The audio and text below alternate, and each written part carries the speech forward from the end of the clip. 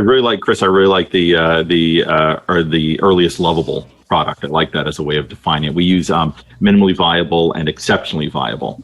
So nice. Same kind of idea, is it just enough to I can't take credit for it. I found it somewhere. So I know I can't take credit for this one either. So yeah, but they're great ways to look at it. I think when you enter really uncertain times in general, the focus changes a little bit from what are you going to grow into to what can you secure. Because that was a lot of our thinking. I think a lot of companies went through that thought of, okay, we're going to deprioritize a little bit the focus on what are we going to be expanding into? What markets are we moving into? What new features are we going to be adding? And I think it's human nature to start thinking about, okay, are we safe in what we have during an extremely unsafe time? So for us, I had already talked about that, a lot of our lessons and our simulations needed to change. But for us, a lot of our thought went to who is our core user base. We've been fortunate that we've always enjoyed some pretty good net promoter scores. But I think that the pandemic made us refocus on that's never something that you want to ever take for granted. So a lot of our product roadmap shifted, and the long-term strategic goals of we're going to build features that will enable us to compete in this new marketplace, or we're going to add new features that we don't see our competitors doing.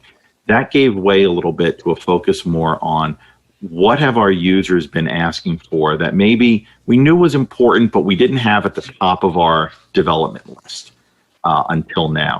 How do we take those strong net promoter scores and how do we make these into people that are actually in love with our product and increase the stickiness of our LMS and of our sales simulations? So we prioritized a bit and we said, let's focus in 2020 and early 2021 on filling those gaps. How do we take the things that have been slightly annoying to users and get them out of users' way? How do we take, small features that users have been asking for and put them into the product as quickly as possible? And we'll wait until a little later to make progress down the larger strategic roadmap. And I think not only is that human nature to want to feel safe and feel more secure in the base that you have, I think it's been good strategy for pandemics, for us or for any company, is to look at, we're in a time when you can't take anything for granted.